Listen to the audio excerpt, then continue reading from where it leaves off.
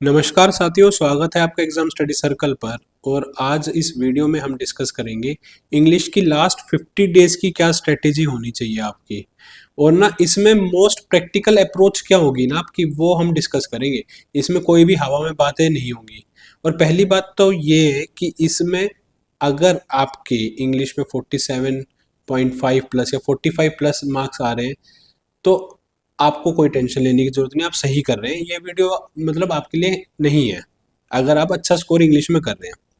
और अगर आप नहीं कर रहे हैं और आपको नहीं पता कि आपको आगे क्या अप्रोच रखनी है कि आपके स्कोर इंप्रूव हो जाए, तो ये वीडियो बिल्कुल आपके लिए है। और इसमें हम बिल्कुल प्रैक्टिकल अप्रोच करेंगे, ठीक है, जो मतलब एक एवरेज स्टूडेंट को करनी चाहिए। और एवरेज स्टूडेंट उतनी अगर मेहनत कर लेता है ना तो वो मोर देन एवरेज स्कोर ले आएगा। और मोर देन एवरेज स्कोर अगर आप ले आए तो आपका सिलेक्शन हो जाएगा, या आपका टायर 1 क्वालिफाई हो जाएगा।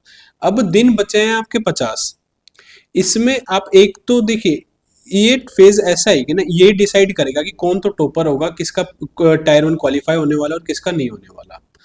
ये डिसाइडिंग फेज में अब आपकी प्रिपरेशन जा चुकी है।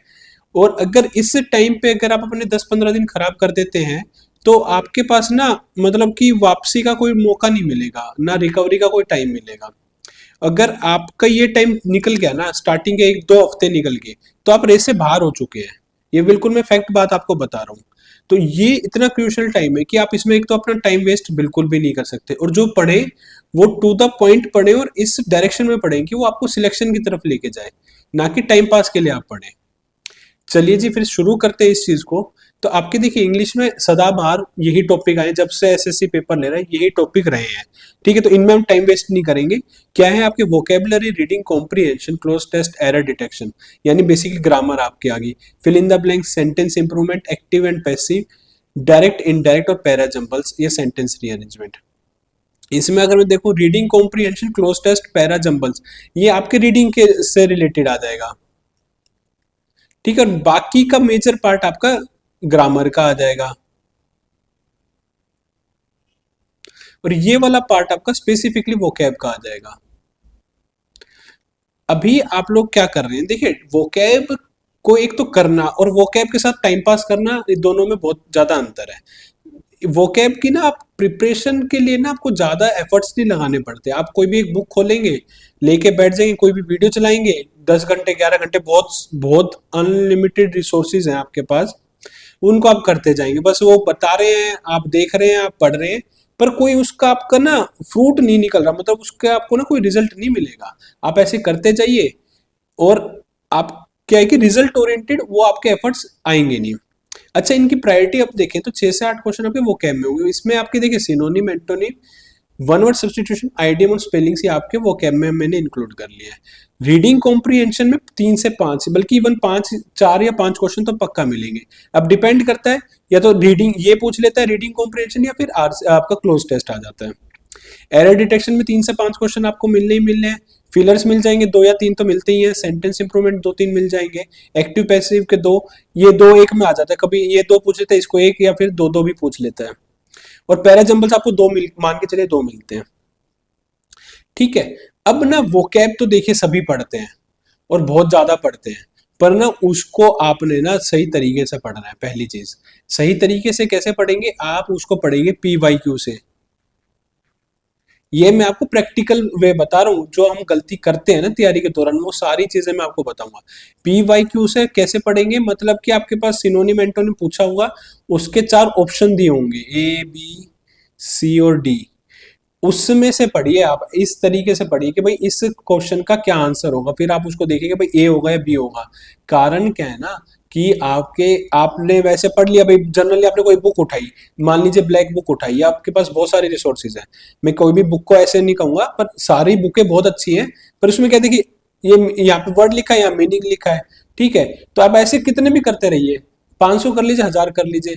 क्वेश्चन पेपर में आएगा क्या, आपके पास क्वेश्चन पूछा, 4-5 ऑप्शन, 4 ऑप्शन दिए। अब क्या होगा, देखिए ए और बी ना क्लोज हो गए बिल्कुल, तो उनमें से कौन सा होगा ना, वो आपको क्वेश्चन करके ही पता चलेगा, ठीक है। आपने सीधा मीनिंग और वर्ड देखा, मीनिंग देखा, तो उससे आपको मेन जो पेपर में कैसे उसको फेस करना है ना, वो आदत नहीं रहेगी आपकी, ठीक है। तो जैसे अगर ए और बी का बहुत ही क्लोज मीनिंग हुआ, उसमें से कौन सा आपको अटेम्प्ट करना है ना, वो चीजें काफी इंपैक्ट डालती हैं। अच्छा, अब वोकैब के साथ एक चक्कर और है, या तो वोकैब ही इजी पूछते हैं या फिर थोड़े बहुत एक दो क्वेश्चन हार्ड पूछेंगे। ठीक है, वो हार्ड वाले जनरली 2-3% बच्चों से ही होते हैं, और जो वो इजी पूछेंगे वो सभी कर लेंगे।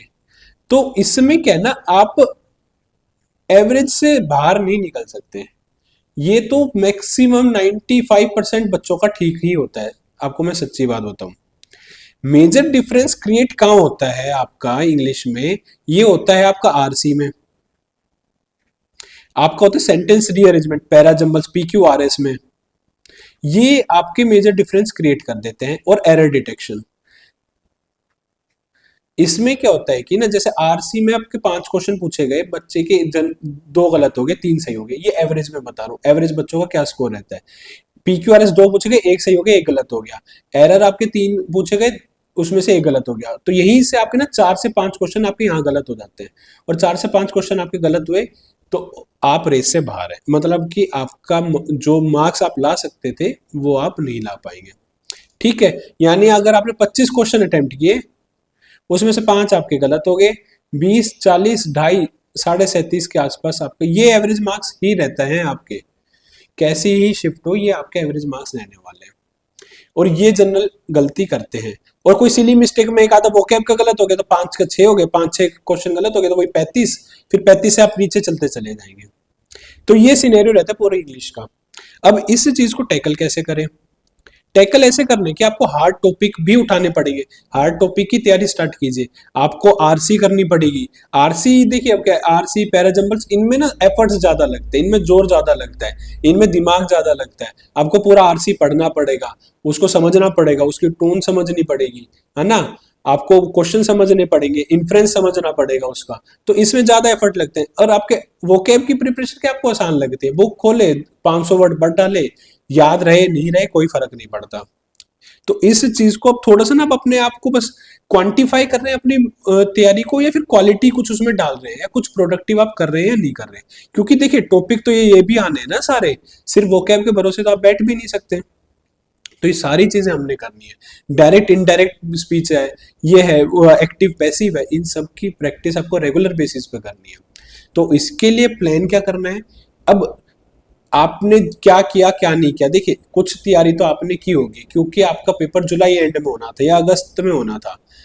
अब ये टाइम जा चुका है, तो मतलब आपने कुछ तो सिनेरियो अपने दिमाग में बिठा के चले होगे, कुछ तो आपने तैयारी की होगी। मतलब ऑलमोस्ट मैं मानूं सिलेबस आपका कंप्लीट हो गया होगा, पर अब पेपर पोस्टपोन हो गया, तो अब क्या करें? अब आपने देखिए रियलाइज करना है कि आपके वीक टॉपिक क्या है। और मैं सच्ची बात बताऊं, आपको पता ही नहीं आपके वीक टॉपिक क्या है। 99% बच्चों को पता ही नहीं होता कि उनकी कमजोरी क्या होती है, वीकनेस क्या है। ये आपने अब देखनी है। ये हम पता कैसे करेंगे? कुछ नहीं करना, देखिए ना मेरी बात मानेंगे आप, ना किसी टीचर की बात मानेंगे। आप अपनी परफॉर्मेंस से एनालाइज करेंगे कि आपके वीक टॉपिक हैं क्या। आपने कुछ नहीं करना, आपने 5 मॉक लगाने हैं, और ये फुल मॉक लगाने हैं। ये बात ध्यान रखिएगा, सेक्शनल नहीं लगाना, फुल मॉक लगाने 5, ना 4 ना 6, सिर्फ 5। ठीक है, इन मॉक्स का प्रॉपर एनालिसिस करना है, यही आपको जवाब दे देंगे कि आपकी वीकनेस क्या है। आपको इनकी बात माननी पड़ेगी। आपको कोई अगर आके कहे कि भाई तेरा एरर डिटेक्शन में कमजोरी है, या तेरे आरसी में कमजोरी है, ये आपको ये ही बताएंगे। ये टेबल बता देगी, जो टेबल अभी हम डिस्कस करेंगे ना, ये टेबल आपको सारी चीज बता देगी। ये जो टेबल है, ये आपको ये चीज देखिएगा आप। अब क्या इस टेबल की ना पीडीएफ भी मैं आपको दे दूंगा, बहुत हेल्पफुल रहने वाली है। ठीक है, इस टेबल को अगर आप समझ गए, ये टेबल आपने बना ली ना, और मैं फिर बात कर रहा हूँ, 1% बच्चे ही बनाएंगे इस टेबल को, और उन्हीं का देखिए यही रेशियो रहता है आपका सक्सेस का। इसमें थोड़ा भाई मेहनत लगेगी। तो जो ये टेबल बना लेगा, तो उसकी 90% लड़ाई तो वही खत्म हो गई। तो आपने क्या करना है, मॉक देने 5। 5 मॉक के बाद हम काम स्टार्ट करेंगे कुछ भी। तो उसके लिए आपको 2 दिन में ये 5 फुल मॉक देने हैं। इनकी दो देखिए, दो इन मॉक्स की कंडीशन क्या है। इन 2 दिन में जो आप ये मॉक देंगे ना, पहली चीज तो ये पीवाईक्यू वाले नहीं होने चाहिए। कारण पीवाईक्यू वाले वो नहीं होने चाहिए जो आपने अटेम्प्ट कर रखे हैं, क्योंकि आप तैयारी करने में मेरे ख्याल से 3-4 महीने हो गए होंगे, क्योंकि जुलाई अगस्त में पेपर होना था, तो आपने दिए भी होंगे। तो कोई भी रिपीटेड मॉक तो आपने देना नहीं, रिपीटेड मॉक नहीं देंगे। ठीक है, जिसके क्वेश्चन आपने देखे हो, जेन्युइन मॉक देंगे किसी भी आपकी वेबसाइट का, बहुत सारी है आपकी, आरबी होगी, ओली बोर्ड हो गया, पंडित हो गया, ठीक है, इन सारी है, टेक्स्ट बुक है, बहुत सारी है, किसी में से भी उठा के जेन्युइन मॉक दीजिए। अब जेन्युइन मॉक को पता कैसे करेंगे? जिस मॉक को 10,000 से ज्यादा बच्चों ने दिया हो वो दिखा देते हैं, सारा डाटा दिख जाता है, ठीक है। अब इस ऐसे आपने देने 5 मॉक, अभी आपने मॉक दे ली, ये आपको देने 2 दिन में, और कुछ नहीं करना इन 2 दिनों में, ठीक है। एक मॉक सुबह दीजिए, एक शाम को दीजिए, फिर एक सुबह दीजिए, एक शाम को दीजिए, एक दिन 3 दे लेना, ठीक है। अब इन मॉक्स को आप एनालाइज करेंगे, एनालाइज करेंगे इस टेबल से। आपने ऐसे ये लिखने हैं, या कहेंगे तो मैं इसकी पीडीएफ प्रोवाइड करा दूंगा। एरर डिटेक्शन, मॉक एक में एरर डिटेक्शन के कितने क्वेश्चन गलत हुए? मान लीजिए 2 क्वेश्चन गलत हो गए, ठीक है। अब उसके बाद आपने मॉक 2 में कितने हुए? 1 हुआ। मॉक 3 में 1 भी नहीं हुआ, मान लेते हैं, इसमें 3 के 3 गलत हो गए, इसमें 1 गलत हो गया। तो आपने टोटल देखे कि भाई मेरे 4 5 7 क्वेश्चन गलत हो गए एरर डिटेक्शन से ही। अब इसमें आपने देखिए सब टॉपिक लिखना है। सब टॉपिक क्या लिखेंगे भाई? पहला क्वेश्चन किससे गलत हो गया? एरर डिटेक्शन में टेंस से गलत हो गया, या एडजेक्टिव से गलत हो गया, प्रीपोजिशन से गलत हो गया, तो वो आपको यहाँ पे सब टॉपिक लिखने हैं। अच्छा, टाइम टेकिंग, अब आपने ना एक और चीज करनी, क्या टाइम टेकिंग। अब टाइम टेकिंग कैसे पता चलेगा? आपने जब भी मॉक को अटेम्प्ट कर देंगे ना, तो आपको ऊपर लिखा आएगा कि कितना एवरेज टाइम है और आपने कितना टाइम लिया। तो अगर आपका टाइम ज्यादा है ना, तो आप इसमें लिखेंगे कि भाई मेरा इसमें टाइम टेकिंग था ये, और कौन कौन से टॉपिक टाइम टेकिंग थे वो लिखेंगे। अच्छा, ये वाली चीज ना आपकी इंग्लिश में ज्यादा यूज नहीं होगी, आपकी मैथ्स और रीजनिंग में ज्यादा यूज हो सकती है। ये वाला कॉलम आपको इंग्लिश में ज्यादा नहीं भरेगा, पर ये सिनेरियो ना देखिए सभी सब्जेक्ट के लिए सेम रहने वाला है। तो आपने देखे भाई, देख लिया कि भाई ये टॉपिक, इस टॉपिक ये सब टॉपिक के साथ मेरे क्वेश्चन गलत हो गए। आप पाएंगे कि ना पांचों मॉक में ना फिर आपके पैटर्न से क्वेश्चन गलत होंगे, मतलब कि जैसे आपका टेंस का क्वेश्चन गलत हो रहा है या एडजेक्टिव का हो रहा है, तो अगले मॉक में भी टेंस का गलत होगा, अगले मॉक में भी एडजेक्टिव का गलत होगा, तो आप अब उस टॉपिक को पकड़ लेंगे। जैसे 7 क्वेश्चन गलत हुए, मान लेते 7 के 7 अलग टॉपिक से गलत हुए, तो आपके पास 7 आपको ग्रामर के ऐसे चैप्टर मिल गए जिस पे आपको काम करना है। ये भी पता होना चाहिए कि आपको करना क्या है, ये बहुत ज्यादा जरूरी है। तो आपको अब टारगेट मिल गया कि भाई मेरी 7 टॉपिक में वीकनेस है, और ये ना चीज आप बना लेंगे ना जितनी जल्दी, उतना फायदा रहेगा। ऐसे भी सेंटेंस इंप्रूवमेंट, सेंटेंस इंप्रूवमेंट में एक क्वेश्चन हुआ, एक दूसरे मौके में एक भी नहीं हुआ, एक में 2 गलत हो गए, एक में 1 गलत हो गया, ऐसे आपको मिलते रहेंगे। अब उसी तरीके से ना आपको ग्रामर के टॉपिक मिल जाएंगे आपके ना, error detection, fillers, sentence improvement, और इवन क्लोज टेस्ट भी ना आपको ग्रामर के टॉपिक्स दे देगा जिस पे आपको काम करना है, ठीक है। अब आपको टारगेट मिल गया कि भाई मेरे ये 7-8 टॉपिक हैं जिस पे मेरे को काम करना है, ये 7-8 ग्रामर के टॉपिक मिल गया आपको। अब इसके लिए आप अपने सोर्स उठाएंगे, आपने खुद के नोट्स बना रखे हैं तो ठीक है, बहुत अच्छी बात है, उनको रिवाइज करेंगे।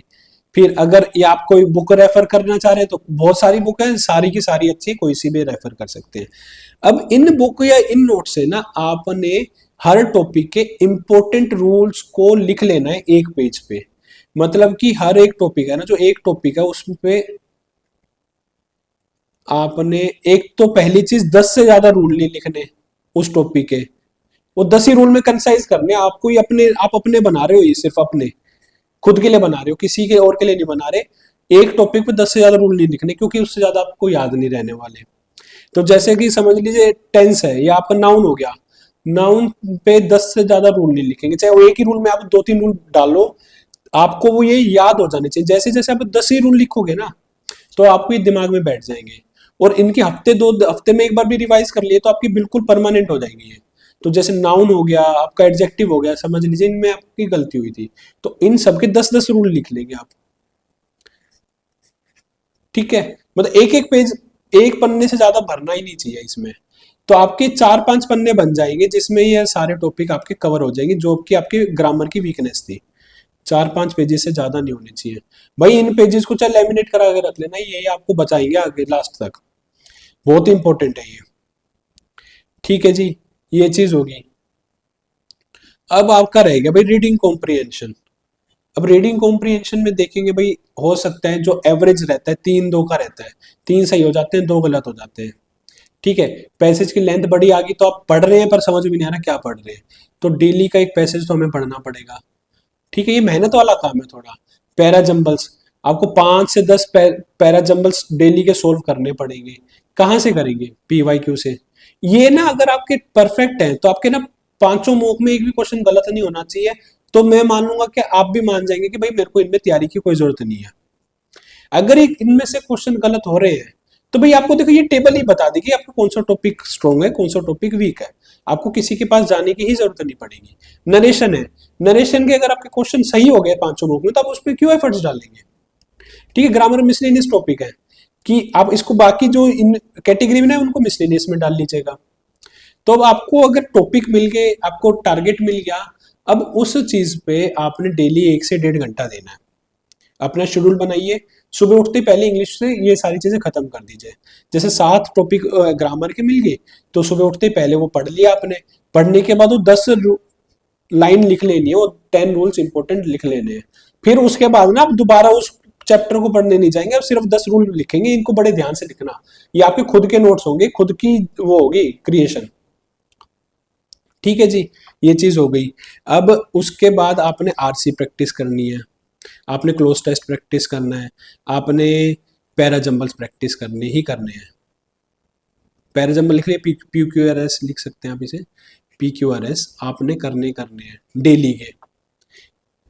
अब ये चीज है ना, देखिए आपके ना मोर देन एवरेज मार्क्स तो यही टॉपिक लाएंगे, क्योंकि बाकी ना वोकैब और ये सब ना 35 नंबर तो हर कोई लाएगा। क्योंकि अगर वोकैब इजी आ गई तो 35 से 37 नंबर हर कोई लाएगा। लड़ाई है 45 से ऊपर ले जाने की स्कोर को, है ना। तो वो चीज है। तो ये अगर आप डेली प्रैक्टिस कर रहे हैं ना, फिर आपको कोई नहीं रोक सकता। अच्छा, अब जो आपके एरर हो रहे हैं, गलती हो रही है, इनको क्या करें? एरर का आपने कोई कॉपी नहीं बनानी। पहली चीज, कॉपी बनाएंगे बहुत टाइम वेस्ट होएगा। लिखेंगे आप उनको, फिर आप सजाएंगे ब्लैक पेन से, ग्रीन पेन से, रेड पेन से, वो सब कुछ नहीं करना। आपने फोन आप चलाते हैं, डेली चलाते हैं, स्क्रीनशॉट लेना है सबका, ऐसे लेना है। और एक बनाएंगे एल्बम टॉपिक वाइज, भाई ग्रामर से रिलेटेड ये क्वेश्चन मेरे गलत हुए, उनका स्क्रीनशॉट उसमें स्टोर कर लेंगे। भाई रीडिंग से रीडिंग कॉम्प्रिहेंशन के ये क्वेश्चन गलत हुए, उसका स्क्रीनशॉट रख लेंगे। ठीक है, PQRS के लिए, PQRS के लिए काफी हेल्पफुल रहता है ये। PQRS के जितने क्वेश्चन गलत हुए, PQRS एल्बम का नाम लिखा और उसमें वो स्टोर कर लिया। क्लियर हुई बात? अब ये डाटा ना आपको सेव रखना है, पेपर तक बहुत काम आने वाला है। लाइफ टाइम तक काम आएगा आपके लिए, जब भी आप किसी भी पेपर की तैयारी करेंगे। और भाई रही बात मॉक की, तो डेली का एक मॉक तो देना ही देना है। सुबह उठते ही चाहे पहले मॉक दीजिए, फिर उसका एनालिसिस करिए, और ऐसे ही आपको अपने आगे के टारगेट मिलते रहेंगे। तो आप किसी और के भरोसे मत बैठिए, यूट्यूब के भरोसे मत बैठिए कि कोई टीचर आके क्या स्ट्रेटेजी बताए, फिर क्या क्रैश कोर्स कराए, फिर आप कुछ उसको करें, कुछ रह जाए आपका, कुछ आप खुद से करें। कंफ्यूजन में फिर आप अपना वेस्टेड एफर्ट्स डाल रहे हैं, टारगेट की तरफ नहीं बढ़ रहे हैं। इस चीज को ध्यान रखिए। तो डेली के मॉक दीजिए, एरर एनालिसिस करिए। देखिए जैसे अब ये हो गया ना, ये आपका एक वीक का टारगेट है। ठीक है, मुझे लगता है कि एक हफ्ते में 5 मॉक दिए जा सकते हैं। उनके आप एरर इकट्ठा करिए, उन पे हफ्ते में काम करिए, फिर नेक्स्ट हफ्ते 5 मॉक दीजिए, फिर एरर इकट्ठा करिए और फिर उस पर काम कीजिए। क्योंकि भाई देखिए, आपके ऐसा तो हो ही नहीं सकता कि आप 5 मॉक में 50 में से 50 ला रहे हैं हर उसमें, कि भाई कोई गलती नहीं मिल रही, कोई गलती नहीं मिल रही, तो भाई आप संतुष्ट हो जाइए इंग्लिश की तरफ से, है ना। गलती आपको मिलती रहेगी, उस पर आप काम करते रहेंगे, तो भाई इसी तरीके से तो आप टारगेट की तरफ बढ़ेंगे। तो ये मेरे अकॉर्डिंगली बेस्ट प्रैक्टिकल अप्रोच है, किसी भी स्टूडेंट को ये अपनानी चाहिए, बहुत इंप्रूवमेंट मिलेगी। और ना देखिए, प्रिपरेशन नहीं आपकी खुद की है, आपको कोई भी टीचर अब हेल्प नहीं कर सकता, बस वो आपके वीक टॉपिक पे काम कर सकता है, पर आपको पता होना चाहिए ना कि वो टॉपिक आपका वीक है या नहीं। भाई कोई भी टीचर आएगा, वो आके कोई भी वीडियो अपनी पढ़ा के चला जाएगा, उसको थोड़ी ना पता है कि वो आपके लिए वीक टॉपिक है या नहीं, या आपका स्ट्रॉन्ग टॉपिक है। उसको तो अभी अब उसने अपना टॉपिक डिसाइड किया, पढ़ाया और वो चला गया। अब आपने डिसाइड करना है कि आपके लिए कितना हेल्पफुल है। तो अगर आपको अपनी वीकनेस पता होगी तो आप उसी अकॉर्डिंगली रिसोर्स को भी यूज कर पाएंगे। नहीं तो आप ऐसे यूट्यूब पे वीडियोस देखते रह जाओगे और कुछ भी हाथ नहीं आएगा, वो 32-35 नंबर ले आओगे और फिर कट ऑफ, फिर वो सोचोगे कि कट ऑफ क्लियर होगी नहीं होगी, होगी नहीं होगी, ये सब चलता रहेगा। तो मेरी तरफ से इंग्लिश की ये स्ट्रेटेजी बेस्ट रहेगी, प्रैक्टिकल रहेगी। अप्रोच मतलब देखिए इसमें कोई भी हवा वाली बात नहीं, कोई भी हवाबाजी नहीं है कि भाई एक ही दिन में आप 15-20-25 मॉक दे दो, ऐसा करके ऐसा कर दो वैसा कर दो, ये सब कुछ नहीं करना। ये आई थिंक अपने रिसोर्सेज पे भरोसा रखिए और अपने ऊपर भरोसा रखिए। देखिए अब खेल सारा सेल्फ बिलीव का है, आपका खुद पे कितना भरोसा है ना वो काम आएगा। तो खुद पे भरोसा तो अपने रिसोर्सेज पे भरोसा होगा, अपनी मेहनत पे भरोसा होगा। तो इस अप्रोच को अपनाइए। अगर आपको इसमें पॉजिटिव रिजल्ट मिलेगा तो कमेंट जरूर करना। वीडियो पसंद आई तो लाइक जरूर कीजिए और ऐसे आने वाली और वीडियोस के लिए चैनल को सब्सक्राइब कर लीजिए।